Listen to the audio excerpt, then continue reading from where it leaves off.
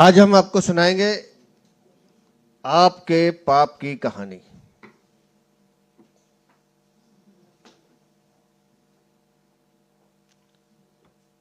जब नैया डूबने लगती है तो राम नाम अपने आप जुबान पे आ जाता है। और दिल्ली में अरविंद केजरीवाल अब राम नाम जपने लगे हैं। मंदिर के पुजारियों को, ग्रंथियों को वेतन मिले, उसके लिए पिछले 2 साल से भारतीय जनता पार्टी लगातार दिल्ली की अरविंद केजरीवाल की सरकार पर दबाव बना रही थी। हमने उसके लिए धरने प्रदर्शन भी किए। मैं चाहूंगा कि एक बार जरा उसकी बानगी देख लें, उसके बाद मैं आपको बताता हूं कि हकीकत क्या है। और अरविंद केजरीवाल को कहूंगा, हाथ कंगन को आरसी क्या, पढ़े लिखे को फारसी क्या। ये मुख्यमंत्री के घर के बाहर के दृश्य हैं। 2022, 2023 और 24 भी। और जरा ये वो है मंदिर के, दिल्ली के साधु संत पुजारी जो इंदिरा गांधी स्टेडियम में जब आए थे तो 25,000 की संख्या में उन्होंने हुंकार शंखनाद किया था कि मौलवियों को और इमामों को तनख्वाह देने वाला अरविंद केजरीवाल, अगर पुजारियों के साथ अन्याय होगा तो तेरा भी सत्यानाश होगा। वो हो रहा है सत्यानाश। ये सिर्फ इसलिए अपने मीडिया के मित्रों को दिखाया है कि जानकारी में रहे कि लगातार पिछले 2-2.5 वर्षों से हम लोग सड़कों पर मंदिर के पुजारियों और ग्रंथियों की लड़ाई लड़ रहे हैं। और हमें पता था कि ये सरकार झूठ बोलने वाली और धोखा देने वाली सरकार है। तो 2022 में एक पिटीशन हमने हाई कोर्ट में लगाई थी। 2022 में मैं उसका सिर्फ सब्जेक्ट बता देता हूं, उससे आपको पता चलेगा कि हमने क्या अपील की थी। The petitioner is praying for issuance of appropriate writ orders and direction for the welfare of Pandit who take care of deity in various temples located in Delhi are not able to even afford basic standard of living due to financial constraint. They don't have access to proper health care, hence the need for urgent listening of the present writ petition. 2022 में ये petition डाली गई।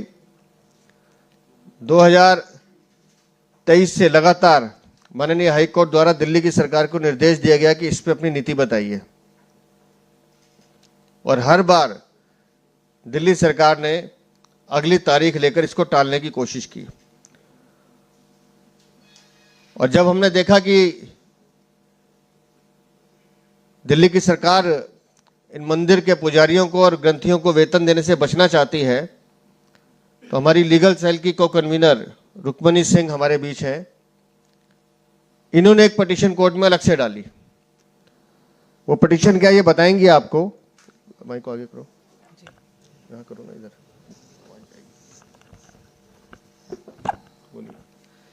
2024 मार्च में मैंने Delhi high court में दिल्ली सरकार के खिलाफ एक पिटीशन दाखिल करी। अरविंद केजरीवाल दिल्ली के इमाम और मुइज़ीन को ऑनरेरियम और सैलरी देते आ रहे हैं। सिर्फ एक ही कम्युनिटी को क्यों, पुजारियों और ग्रंथियों को क्यों नहीं? इसी के चलते मैंने दिल्ली हाई कोर्ट में एक पिटीशन दाखिल करी। हाई कोर्ट ने नोटिस किया और अभी 21 तारीख को उसकी 21 जनवरी को उसकी दूसरी डेट है। नवंबर में आम आदमी पार्टी दिल्ली सरकार ने खुद अपने एफिडेविट में लिखा कि 1106 इमाम और मुइज़ीन को इन्होंने तनख्वाहें दी हैं, ऑनरेरियम दिया है, तो पंडित और ग्रंथियों को क्यों नहीं?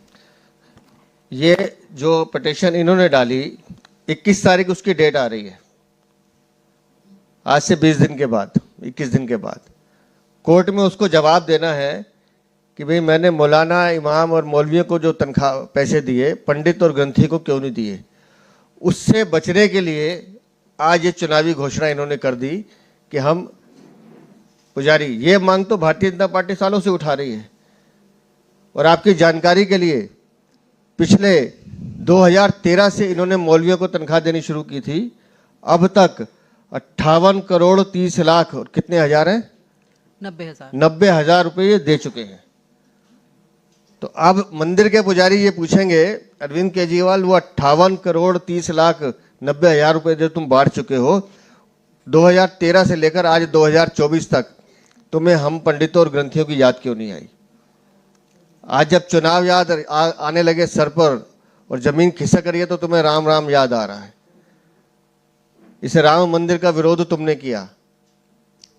तुम्हारी दादी ने कहानी सुना के स्कूल बनाने की बात की कि मंदिर तो बनाना नहीं है। तो आज मंदिर के पुजारी आपको याद आ रहे हैं, क्यों? क्योंकि भारतीय जनता पार्टी का संघर्ष लगातार पुजारियों के समर्थन में थे, ग्रंथियों के समर्थन में सड़कों पर था। बार बार हम मांग कर रहे थे कि उनको देना चाहिए। कोर्ट में भी हम गए, 22 में एक पिटीशन डाली, 24 में रुक्मिणी जी ने डाली कि क्यों एक वर्ग विशेष को खुश किया जा रहा है और जो बहुसंख्यक समाज है उसके साथ अनदेखी की जा रही है। और जब कोर्ट में जवाब देना है तो अब अरविंद केजरीवाल कहेंगे कि हाँ देखो जी हमने तो घोषणा कर दी है। सवाल सिर्फ एक है कि पिछले 12 सालों में क्यों नहीं किया, आज क्यों? इसका जवाब अरविंद केजरीवाल तुम्हें देना है। जिस पाप की तुम बात कर रहे हो उस पाप के पापी तुम हो। धोखा देने का काम पंडितों को तुमने किया, ग्रंथियों को धोखा देने का काम तुमने किया। इसलिए पाप की जो बात करो उस पाप के भागीदार भी और पापी भी तुम हो, और इसका जवाब भी तुम जैसे पापियों को ही देना है।